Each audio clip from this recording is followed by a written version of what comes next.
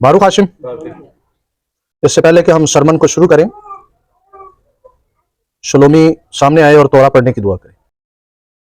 तोरा पढ़ने की दुआ। आमीन आमीन। बारूक हाशिम, आज का उन्वान है रद्द बिदियात, हिस्सा अव्वल है डॉक्टर जमील नासर साहब को जवाब। चंद दिन पहले मुझे डॉक्टर जमील नासर साहब का वीडियो पैगाम देखने का इत्तेफाक हुआ।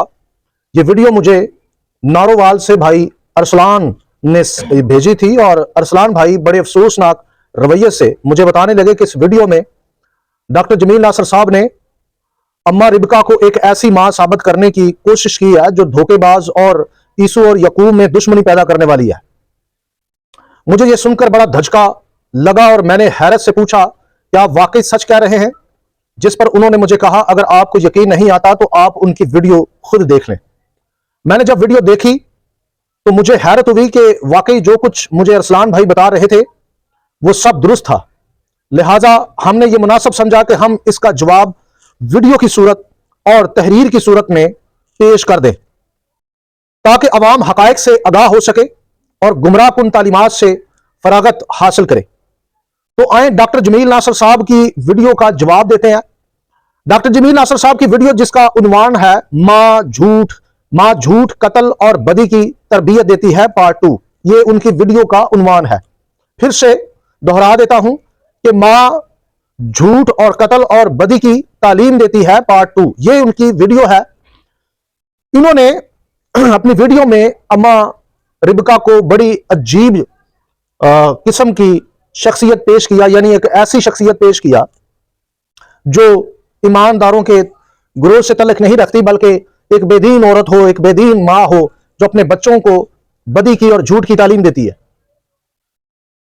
तो आए शुरू करते हैं। मैं इसे नंबर वाइज आप लोगों के सामने रखूंगा। नंबर 1, इस वीडियो को जब आप 2 मिनट 24 सेकंड से देखना शुरू करते हैं तो डॉक्टर जमील नासर साहब अम्मा रिबका को एक ऐसी मां पेश करता है जो एक बेटे से ज्यादा प्यार करती है और दूसरे बेटे से कम प्यार करती है। डॉक्टर जमील नासर साहब के कहने का मतलब यह है कि अम्मा रिबका ने यकूब से ज्यादा प्यार किया और ईसू से कम प्यार किया। मैं डॉक्टर जमील नासर साहब से पूछना यह चाहता हूं कि आया कि बाइबल में लिखा है कि इसहाक ईसू से प्यार ज्यादा करता था और रिबका यकूब से ज्यादा प्यार करती थी। इसके लिए देखें पैदाइश 25 बाब आयत नंबर 28। तो यहां लिखा है, और इसहाक ईसू को प्यार करता था क्योंकि वो उसके शिकार का गोश्त खाता था, और रिबका यकूब को प्यार करती थी। रिबका किसको प्यार करती थी? एक बात यहां नोट कर लें, बाइबल से साबित है कि एक तरफा प्यार का अमल इसहाक और रिबका दोनों में था। यानी अगर आप इसहाक को देखें तो मोहतरम बुजुर्ग इसहाक जो है वो ईसू से ज्यादा प्यार करते थे, लेकिन यकूब से क्या करते थे? कम प्यार करते थे। लेकिन दूसरी तरफ अम्मा रिबका जो है वो यकूब से ज्यादा प्यार करती थी लेकिन ईसू से कम प्यार करती थी। तो पूछना मैं यह चाहता हूं कि आपने यह इल्जाम सिर्फ अम्मा रिबका पर क्यों लगाया, और इस बुनियाद को लेकर आपने यह वजह लेकर आपने यह कहा कि दोनों भाइयों में क्या पैदा हो गई? दुश्मनी पैदा हो गई। कुछ उन्होंने दुनियावी मिसालें भी पेश की कि हर घर के अंदर कि जी एक बच्चे से ज्यादा प्यार होता है और दूसरे बच्चे से कम प्यार होता है, यह भी बताया गया। तो बड़ी हैरत होती है यह देखकर, यह सुनकर कि आपने यहां पर एक शख्सियत को बेदीनों में शामिल करने के लिए वो अमल जो जनाब इसहाक में भी था उसी अमल को बुनियाद बनाया और कहा कि ईसू और यकूब को दुश्मन बनाने वाली उनकी वालदा थी। लेकिन यह बात आपने बुजुर्ग इसहाक के बारे में बिल्कुल नहीं की। क्योंकि ये अमल जो है वो तो बुजुर्ग इजहाक में भी हमें नजर आता है। तो क्या उनकी दुश्मनी की बुनियाद यह थी? क्या ऐसा पॉसिबल है? बाइबल मुकद्दस कोई ऐसी वजह बयान करती है? तो इसका जवाब है हरगिज नहीं। इसका जवाब है इजहाक और रिबका के प्यार में फर्क क्या है, यह जरा देख लें। आयत नंबर 28 में वाज़िह लिखा है कि इजहाक यीशु को इसलिए ज्यादा प्यार करता था क्योंकि वो अपने बाप को शिकार का गोश्त खिलाता था। लेकिन अम्मा रिबका का मामला कुछ मुख्तलिफ था। वो जानती थी कि पेलोठे की बरकत यकूब की है। वो जानती थी कि यहोशू हमाशियाख यकूब की नस्ल से आएगा। वो जानती थी कि यकूब यहोवा खुदा का चुना हुआ है। वो जानती थी कि यकूब इसू का हाकिम है, क्योंकि ये उसको किसी और ने नहीं बल्कि यहोवा खुदा ने खुद बताया था। बारूक हाशिम जी, इसके लिए देखें पैदाइश 25 बाब आयत नंबर 22 से लेकर 23 तक। यहां कुछ यूं लिखा है, और उसके पेट में 2 लड़के आपस में मुजाहमत करने लगे। तब उसने कहा, अगर ऐसा ही है तो मैं जीती क्यों हूं? और वो खुदावन से पूछने गई। खुदावन ने उससे कहा, 2 कौमें तेरे पेट में हैं और 2 कबीले तेरे बतन से निकलते ही अलग अलग हो जाएंगे, और एक कबीला दूसरे कबीले से जोरावर होगा और बड़ा छोटे की खिदमत करेगा। बाइबल मुकद्दस का बयान यह है कि मोहतरमा अम्मा रिबका जब इन दोनों बच्चों को अपने पेट में परवरिश पाते हुए महसूस करती है और एक झगड़ा अपने पेट में महसूस करती है, तो यह चीज उसके लिए बड़ी तकलीफ दे थी। फिजिकली भी पॉसिबल है कि हामला औरत को इसकी कोई जिस्मानी तकलीफ भी होती हो और उनको ज्यादा होती हो, और वो बड़ी तकलीफ में यहोवा खुदा से पूछने गई कि ये मेरे साथ क्या हो रहा है। तो जवाब इलाही ये आया कि बेसिकली तेरे पेट में 2 कबीले हैं। आप सब मेरे साथ है? तेरे पेट में 2 कौमें और कबीले हैं। वो पैदा होते ही क्या होंगे? अलग अलग हो जाएंगे, और छोटा बड़े पर क्या करेगा? हुकूमत करेगा। तो यह बड़ा वाज़िह है कि अम्मा रिबका को पहले से मालूम था, वो पहले से जानती थी कि यकूब चूंकि छोटा है, यकूब पलौठा नहीं है, यीशु पलौठा है, और यहोवा ने कहा था कि इन दोनों में क्या हो जाएगी? अलहदगी हो जाएगी। यहोवा ने कहा था कि छोटा बड़े पर हाकिम होगा, छोटा बड़े पर। तो फिर आप किस तरह से कह सकते हैं, आप किस बुनियाद पर यह कह सकते हैं कि यीशु और यकूब में दुश्मनी का जो सबब था वो अम्मा रिबका है? बेसिकली आपने बौतान बांधा, आपने एक मुकद्दस औरत पर, एक अजीम औरत पर इल्जाम लगाया, और आपने यह कहा कि आज तक ये दोनों भाई झगड़ रहे हैं, उनकी नस्लों में आज तक यह झगड़ा पड़ा हुआ है। आपने अपनी वीडियो में यह बतौन उन पर बांधा कि इसकी सारी रिस्पॉन्सिबिलिटी, इस सारे झगड़े की जिम्मेदारी अम्मा रिबका है। एक मुकद्दस औरत को आपने जिम्मेदार बनाया। और अगर आपके नजदीक यह दुश्मनी इतनी बुरी है और इतनी गलत है, क्योंकि आप तो इस दुश्मनी को गलत साबित कर रहे हैं, जबकि खुदा के नजदीक यह अलहदगी जो है निजात का मंसूबा है। यह अलहदगी क्या है? निजात का। अगर यह अलहदगी ना होती तो क्या निजात का मंसूबा तकमील पाता? बाज अलहदगियां या बाज दुश्मनियां भलाई पैदा करती हैं। जिस तरह से बहुत सारी मुसीबतें भलाई पैदा करती हैं, इसी तरह बाज सेपरेशन जो होती है वो भलाई पैदा करती है। जैसा कि मोहतरम अब्राहम को कहा गया कि तू अपने रिश्तेदार, अपने नातेदारों को छोड़ और तू उस जगह चल जो मैं तुझे बताता हूं। जरूरी नहीं है कि बरकत तब ही आपको मिले जब तक आप अपने रिश्तेदारों के साथ हो। बाज बरकत के वादे तब तक नहीं पूरे होते जब तक आप अलहदगी इख्तियार नहीं करते, और बाइबल ऐसी मिसालों से भरी पड़ी है। लेकिन आपने, क्योंकि आप पाकिस्तान के अंदर एक स्कॉलर की हैसियत रखते हैं, आपको लोग सुनते हैं और बेवकूफ और जाहिल लोग आपकी बातों पर आमीन कर देते हैं और चुप करके नारे मारते हैं और चुप करके सर झुका लेते हैं और कहते हैं जी वाह जी वाह। लिहाजा हर बंदा जो आपको सुनता है वो हर उनमें से सारे वो जाहिल नहीं है। जो बात ठीक है वो ठीक है और जो बात गलत है वो। लिहाजा डॉक्टर जमील नासर साहब ने अम्मा रिबका पर बहतान बांधा, उनकी जात और उनकी शख्सियत को कौमों के सामने जलील करने की कोशिश की, जिसकी हम बिल्कुल भी बर्दाश्त नहीं करते, और इसका भरपूर जवाब आता रहेगा। आजकल बहरहाल डॉक्टर साहब बनी इसराइल के बारे में भी उल्टे फुल्टे पैगाम दे रहे हैं, और मुमकिन है कि मैं उस पर भी अपना मौकफ पेश करूं और उसका भी जवाब दूं। लिहाजा हम आगे बढ़ते हैं। लिहाजा अम्मा रिबका जो मोहब्बत यकूब से करती थी, उसकी बुनियाद सिर्फ ममता नहीं थी। उसकी बुनियाद सिर्फ, अगर मैं ममता की बात करूं, अगर मैं मां की बात करूं, तो हर मां के लिए उसके बच्चे बराबर होते हैं। हर मां के लिए वो बच्चा बुरा हो, अच्छा हो, कुछ भी हो, उसके बच्चे उसके लिए बड़ी अहमियत रखते हैं, बल्कि उसकी जिंदगी होते हैं। यकूब के लिए जो अम्मा रिबका की मोहब्बत थी, उसके पीछे जो बुनियाद थी वो ममता नहीं, बल्कि उसकी बुनियाद आसमान के खुदा का फैसला था। आसमान के खुदा का। जबकि दूसरी तरफ इजहाक की मोहब्बत जो यीशु से थी, उसकी बुनियाद शिकार का गोश्त था। उसकी बुनियाद क्या था? तो आपने ये फजूल में, मैं कहूंगा, ये छछोड़ापन किया, और आप कहते हैं कि शायद आपकी कोई मिस्टेक निकालने वाला नहीं है। हमसे भी गलतियां होती हैं, लेकिन इस किस्म की नहीं होती कि हम मुकद्दसीनों को ही ऐसी बातों का निशाना बनाए जो कि रवा नहीं। बहरहाल डॉक्टर जमील नासर साहब की अगली बात पर भी बात करते हैं। नंबर 2, डॉक्टर जमील नासर साहब ने यह भी कहा कि अम्मा रिबका ने दोनों भाइयों को एक दूसरे का दुश्मन बना दिया। डॉक्टर जमील नासर साहब शायद बाइबल मुकद्दस को गौर से नहीं पढ़ते, क्योंकि बाइबल में उन दोनों की अदावत का किस्सा बड़ी तफसील से लिखा है। इन दोनों में अदावत का सबब अम्मा रिबका नहीं, बल्कि इन दोनों भाइयों की अदावत मां के पेट ही से थी। इन दोनों भाइयों की अदावत है। लिहाजा जब अम्मा रिबका को अपने पेट में इन दोनों भाइयों की हरकत का अंदाजा हुआ, तो अम्मा रिबका बाकायदा यहोवा खुदा से इस मसले पर पूछती है कि मेरे पेट में ऐसा क्यों हो रहा है। तब यहोवा खुदा अम्मा रिबका को जवाब देते हैं। इसके लिए देखें पैदाइश 25 बाब आयत नंबर 22-23 जो मैंने आपके लिए पढ़ दिया। लिहाजा ये दुश्मनी आसमान के खुदा का मंसूबा था।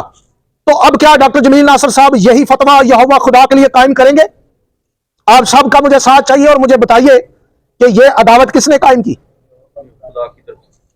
किसने दी? यहोवा खुदा की तरफ से। तो क्या जो फतवे अम्मा रिबका के लिए लगाए गए, जो अलकाब अम्मा रिबका को दिए गए, क्या अब डॉक्टर जमील नासर साहब ये फतवे यहोवा पाक खुदा पर लगाएंगे? क्योंकि बाइबल में तो यही लिखा है कि ये अम्मा रिबका को यहोवा पाक खुदा ने कहा था। नंबर 3 जी, क्या अम्मा रिबका ने जनाब यकूब को धोखाबाजी सिखाई थी? क्यों जी? नहीं। डॉक्टर जमील नासर साहब की वीडियो का उन्वान खास तौर पर यह था, मां झूठ सिखाती है। मां क्या सिखाती है? और उसमें अम्मा रिबका मरकज़े निगाह थी। उनको एक ऐसी मां पेश किया गया जो झूठ सिखाती है अपने बच्चों को, जो कत्ल सिखाती है, जो बदी की तरबियत देती है। क्या अम्मा रिबका हकीकत में जनाब यकूब को धोखेबाजी सिखाती थी? क्या सच में धोखे का नतीजा बरकत हो सकती है? बताएं जी। फिर तो आपका खुदा धोखेबाजों को बरकत देता है। बाइबल की बुनियाद चेंज हो जाएगी। खुदा के तख्त की बुनियाद लिखा है सच्चाई है। तेरे तख्त की बुनियाद क्या है जी? सच्चाई, सदाकत है। तो फिर तो खुदा का तख्त ही नहीं रहेगा, वो खुदा ही नहीं रहेगा जिसके हम नारे मारते हैं या जिसकी हम तबलीग करते हैं, जिसकी मुनादी करते हैं। ये बेसिकली बहतान अम्मा रिबका पर नहीं, अम्मा रिबका और यकूब पर नहीं, बल्कि यह बहतान डायरेक्टली उस खुदा पर है जिसने यकूब को बरकत दी। जिसने यकूब को क्या दी? बरकत। अगर ऐसे अमल के नतीजे में खुदा बरकत देता है, तो दरअसल इस सारे अमल का जो मरकज है वो तो यहोवा खुद है, वो यहोवा। तो क्या करें? क्या करना चाहिए जी? डॉक्टर साहब गलत बयानी से काम लेते हैं। बाइबल वाज़ेह तौर पर कहती है कि यहोवा खुदा झूठ बोलने वाले लोगों से नफरत करता है। इसके लिए हवाला देखें, इमसाल की किताब 12 बाब आयत नंबर 22। यहां कुछ यूं लिखा है, झूठे लबों से खुदावन को नफरत है, लेकिन रास्त कार उसकी खुशनुदी है। अब फाइनली आप सबकी बुलंद आवाज चाहिए, यहोवा झूठों से क्या करता है? नफरत। यहोवा झूठों से क्या करता है? नफरत करता है। अगर अम्मा रिबका झूठी धोखेबाज थी, मोहतरम यकूब झूठे और धोखेबाज थे, अगर उन्होंने धोखे से बरकत ली थी, अगर उन्होंने झूठ बोलकर बरकत ली थी, तो मुझे सिर्फ यह बता दीजिएगा कि खुदा तो झूठों से क्या करता है? यहां नफरत की बजाय खुदा बरकत क्यों दे रहा है?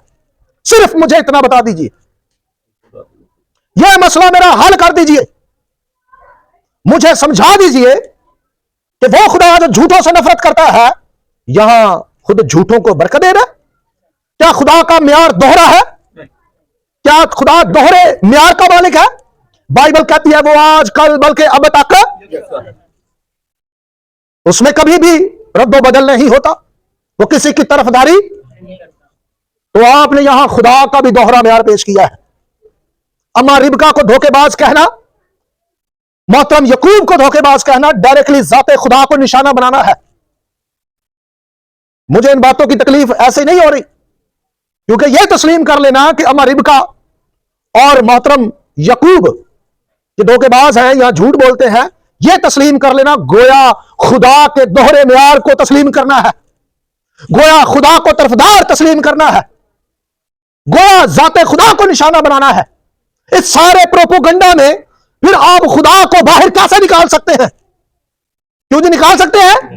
आप ये हरगिज नहीं कर सकते कि आप सिर्फ अम्मा रिबका और यकूब को इस सारे मामले में कसूरवार ठहराकर झूठा और धोखेबाज कहकर पतली गली से निकल जाएं और यहोवा खुदा को आप खुदा ही फिर मानते रहे।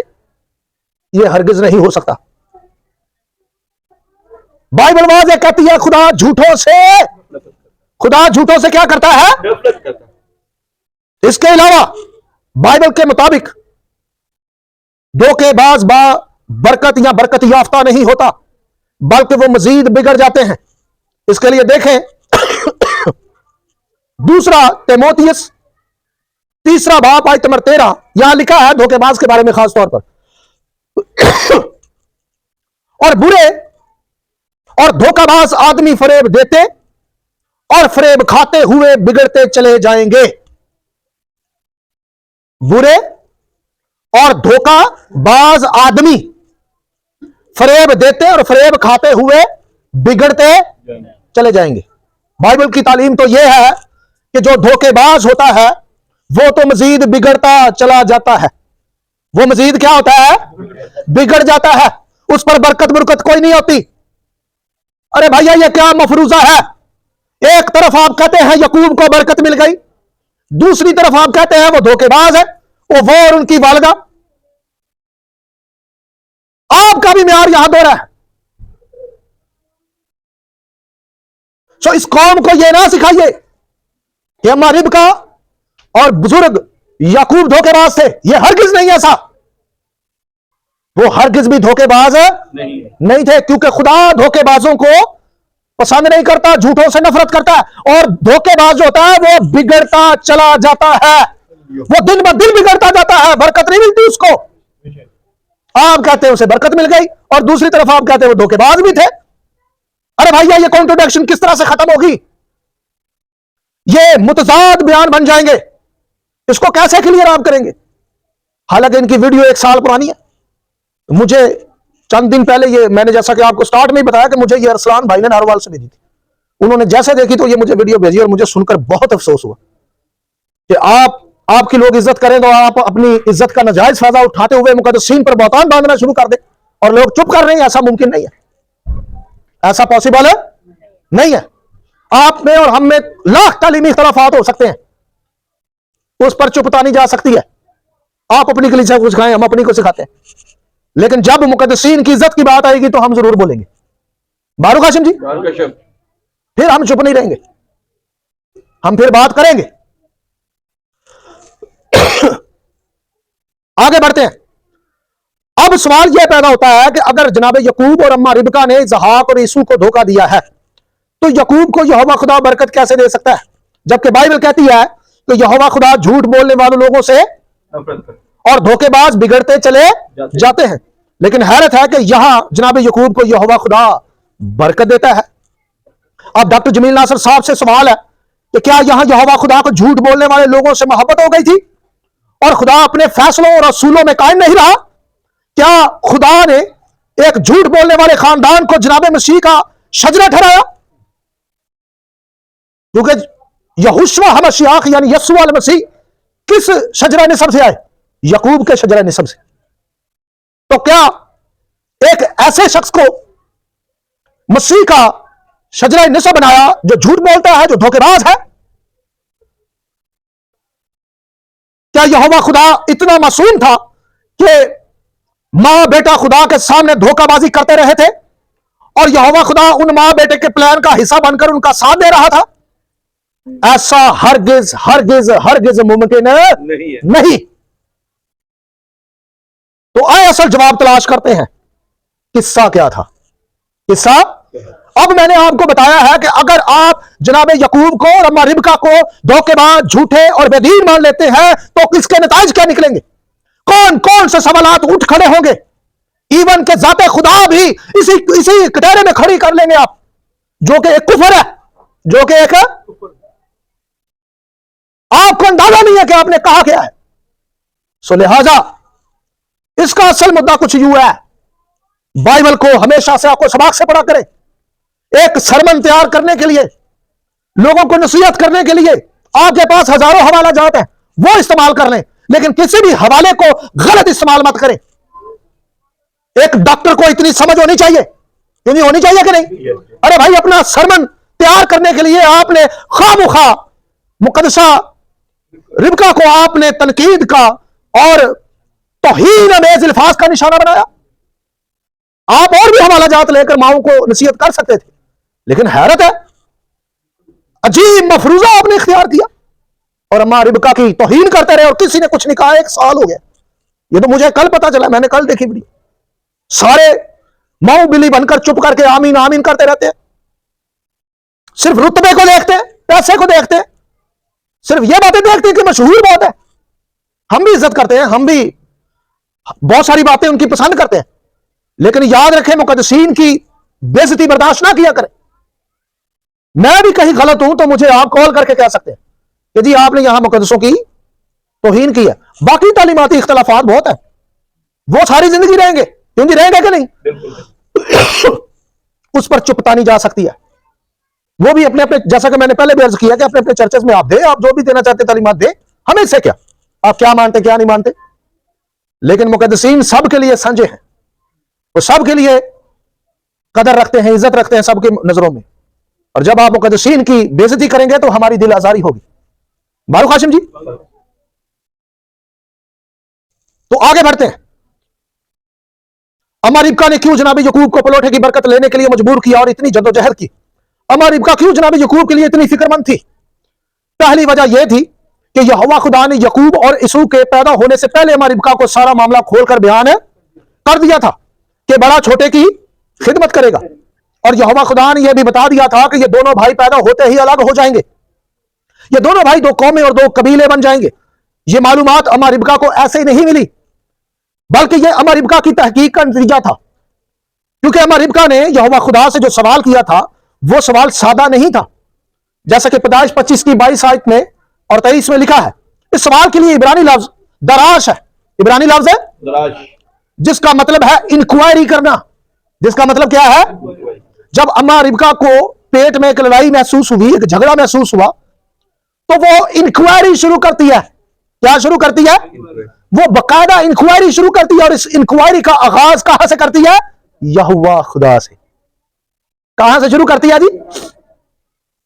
इसका मतलब है इंक्वायरी करना, रिसर्च करना, तहकीक करना। इस इंक्वायरी का आगाज सीधा सीधा यहोवा खुदा से किया जाता है। और जो कुछ यहोवा खुदा ने कहा उसको अम्मा रिबका ने मुकम्मल तौर पर याद रखा। और अम्मा रिबका यकूब और यीशु के म्यार को बेहतर तौर पर जान चुकी थी। वो जानती थी कि यीशु का म्यार क्या है और वो जानती थी कि यकूब का म्यार क्या है। वो जानती थी कि यीशु रद्द हो चुका है और वो ये भी जानती थी कि यकूब यहोवा पाक खुदा का चुना हुआ है। और अगर यह बरकत यीशु को मिल गई तो यहोवा के मंसूबे की मुखालफत है। तो फिर यहोवा के मंसूबे की क्या होनी थी? यह मुखालफत थी। तो बेसिकली वो सिर्फ अपने बेटे के लिए काम नहीं कर रही थी, वो तो यहोवा खुदा के मंसूबे पर काम कर रही थी। हालेलुया। बारूक हाशिम। तो आप कह रहे हैं जी वो धोखेबाज है, आप कह रहे हैं वो फड्डे कराने वाली है, आप कह रहे हैं वो झूठ सिखाती थी, आप कह रहे हैं वो फ्रेब देती थी। वो यहोवा के मंसूबे पर बकायदा क्या कर रही थी? वर्क कर रही थी। बारूक हाशिम। तलाश किया उसने, रिसर्च की, इंक्वायरी की कि मेरे पेट में ये दोनों बच्चे क्यों लड़ रहे हैं। उसने कहा मैं जीती क्यों हूं, ये लड़ाई क्यों शुरू हो गई है? क्योंकि एक मां के लिए सबसे बड़ी तकलीफ ये होती है कि जब उसके बच्चे आपस में लड़े। क्यों जी? तो उसने कहा मैं जीती क्यों हूं, मैं मर क्यों नहीं गई। यहोवा खुदा ने फिर मंसूबा अपना बताया, फिर वो उसके बाद चुप कर जाती है, फिर वो ये दुख सहती है, फिर वो ये दुख उनकी जुदाई का दुख सहती है। ये तकलीफ तो उसको तब से थी, ये दुख तो उसे तब से था जब से उसके बच्चे उसके पेट में लड़ रहे थे। क्यों जी? ठीक या नहीं? लेकिन ये वो दुख सहती है, सारी जिंदगी सहती है। और किसी मां को पूछे उसके बच्चे जब उसके सामने लड़ रहे हो, क्यों जी? ये आप किसी मां से पूछ कर देखें। आपने चुप करके बतान बांध दिया हमारी रिबका पर, उसकी हालत उसको पूछ कर देखें। लेकिन वो यहोवा खुदा के मंसूबे की खातिर ये दुख सहती रही चुप करके। उसने खुदा के मंसूबे का साथ दिया, वो खड़ी हो गई कि जो खुदा की मर्जी है वही पूरी होगी। हालेलुया। बारूक हाशिम। और उसके लिए उसको जितने भी जतन करने पड़े उसने किए। कोई सवाल कर सकता है, कोई पूछ सकता है कि जी बुजुर्ग इसहाक को क्यों नहीं पता था? इसलिए कि बुजुर्ग इसहाक अम्मा रिबका जैसी कंडीशन में नहीं थे। यह सिर्फ अम्मा रिबका ही जानती थी, क्योंकि दराज किसने किया था? रिबका ने। यानी रिसर्च किसने की थी? इंक्वायरी उसने की थी, और वो चुप करके सहती रही। उसको पता था कि नतीजे क्या होंगे। ये जितना भी जोड़ जोड़ के रखती, जितना भी उनको बिठाकर समझाती, जितनी भी उनको पट्टियां बढ़ाती कि बच्चों तुम भाई हो आपस के, ना लड़ो, तो क्या बताए? सुलह होती उनकी? वो दोनों से बराबर भी मोहब्बत करती, तो बताए सुलह होती उनकी? वो याकूब की बजाय यीशु को भी ले आती, तो बताएं वो किसके खिलाफ खड़ा होती? खुदा। अरे पीछे मंसूबा है, मंसूबा है खुदा का, जिस पर उसने क्या किया? काम किया, वर्क किया। हालेलुया। हालेलुया। उसने दराज किया बकायदा इस पर। खुदा माफ करे, आपको पता करना चाहिए कि अम्मा रिबका ने किस किस्म की दुआ की। यह कुछ सादा दुआ, सादा क्वेश्चन नहीं था। उसने दराज किया, क्या किया? तहकीक की, इंक्वायरी की। सॉरी जी। बहरहाल आगे बढ़ते हैं।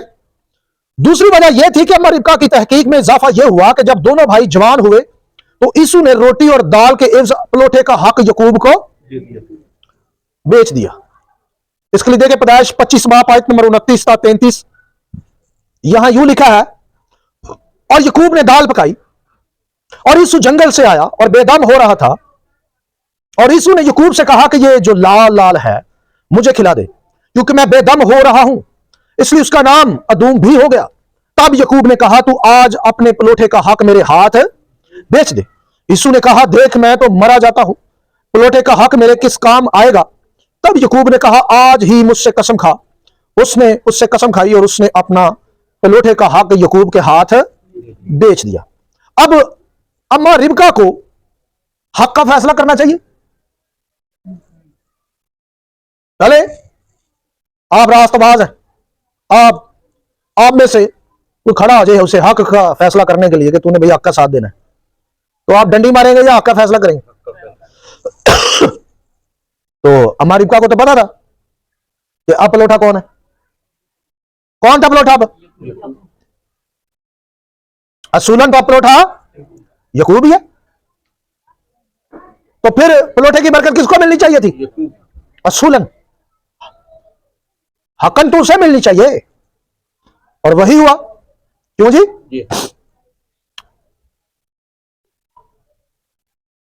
और उसने जनाब याकूब को उसका हक दिलाने के लिए, याकूब के लिए वो सारी जदोजहद की जिसका जिक्र हम इस कहानी में पढ़ते हैं, क्योंकि असूलन पलोटे का हक यकूब का था और अम्मा रिबका ने सारा हक का साथ दिया और बिल्कुल भी उसने कोई भी ऐसा काम नहीं किया जो हक के खिलाफ होता। लिहाजा डॉक्टर जमील नासर ने एक रास्तबाज और मुकद्दस औरत पर इल्जाम लगाया और उसे ऐसी औरतों में शुमार किया जो अपने बच्चों को बेदीनी की तालीम देती है। मुकद्दसीन के लिए ऐसी जुबान सिर्फ एक ऐसा आदमी ही कर सकता है जो मुखालिफ मसीह की रूह से मबूर हो। यह बरकत क्या थी यह भी जानना बहुत जरूरी है। पैदाइश की किताब 27 बाब की आयत नंबर 27 और 28 और 29 में लिखा है, उसने पास जाकर उसे चूमा, तब उसने उसके लिबास की खुशबू पाई और उसे दुआ देकर कहा, देखो मेरे बेटे की महक उस खेत की महक की मानद है जिसे खुदावंद ने बरकत दी हो।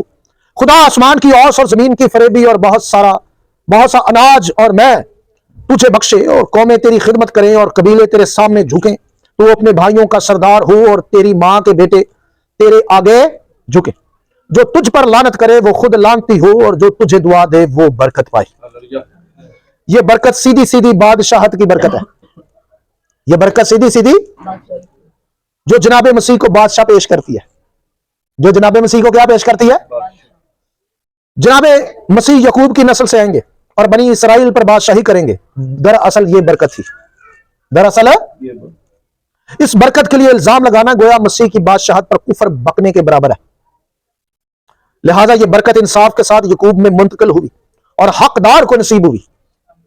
और अम्मा रिबका की कोशिश, उसकी खिदमत, उसकी जदोजहद और खुदा के मंसूबे और फजल के बगैर यह नामुमकिन था, जिसको अंजाम अम्मा रिबका की मेहनत ने पहुंचाया और खुदा के फजल। बारूक हाशिम जी, लिहाजा अम्मा रिबका पर यह बहतान बांधना क्या मुनासिब है? क्या अम्मा रिबका को बेदीन कहना मुनासिब है? क्या अम्मा रिबका और यकूब को झूठा और धोखेबाज कहना मुनासिब है? अरे खुदा का खौफ करना चाहिए। मैं कहता हूं बड़ी सिंपल और बड़ी सादा कहानी है। ये तो हर आमो खास इंसान को पता है। इस पर तो कोई इतनी बड़ी गहरी बात ही नहीं है, बड़ी सीधी सीधी बात है। और उसको भी ऐसे पेश किया गया, बड़ा दिल दुख है। तो लिहाजा अजीजों, अम्मा रिबका को धोखेबाज कहना, मोहतरम यकूब को धोखेबाज कहना, झूठा कहना, बेदीन कहना, यह डायरेक्टली खुदा की जात पर अटैक है। क्योंकि यह सारा मंसूबा किसका था? यह सारा मंसूबा किसका था जी? फैसला किसका था? खुदा का। सो अजीजों, अम्मा रिबका मुकद्दसीन औरतों में से है। एक मिदराश आपकी इस खिदमत में पेश कर देता हूं। एक मिदराश है, लिखा है कि जब अम्मा सारा जिंदा थी तो सब्बत की एक शाम से दूसरी शाम तक वो चिराग जलाती थी और जलाल का अबर उनके खेमे पर ठहरा रहता था। और जब अम्मा सारा की वफात हो गई तो बुजुर्ग इजहाक के साथ अम्मा रिबका की शादी हो गई और यह जिम्मेदारी अम्मा रिबका पर आ गई। तो अम्मा रिबका ने वही अमल करना शुरू किया जो अम्मा सारा करती थी। तो अम्मा रिबका ने भी सब्बत का चिराग जलाना शुरू किया और वैसे ही आग का सतून उनके खेमे पर आकर ठहरता रहा जैसे अम्मा सारा की जिंदगी में ठहरता था। बाकायदा खुदा अम्मा रिबका से बात करता था, जिसका सबूत आपने बाइबल में सभी पढ़ लिया। क्या खुदा किसी आम इंसान से बात कर सकता है? यह मुकद्दसीनों के बुलंद दर्जों में से है। बारूक हाशिम, यह औरत कोई आम नहीं थी। तो आपने तो आम की बजाय बेदीनों में खड़ा कर दिया इस मुकद्दस औरत को, जो कि निहायत अफसोसनाक है। सो आए हम अपने सरों को झुकाएं और ऐसे बिदियात का खात्मा करते रहें। मुझे ऐसे लोगों के बारे में जरूर बताएं जो खासतौर पर मुकद्दसीन के खिलाफ बोलते हैं, तो हम उसका जरूर जवाब दिया करेंगे। ये रद्द बिदियात का जो मौजू है ये मुसलसल जारी रहेगा और अब हम कंटिन्यू गलत बातों की जो है वो नफी करेंगे। बारूक हाशिम, आए सर को झुकाएं और खुदा के हुजूर दुआ करें, अपने कदमों पर खड़े हो जाएं।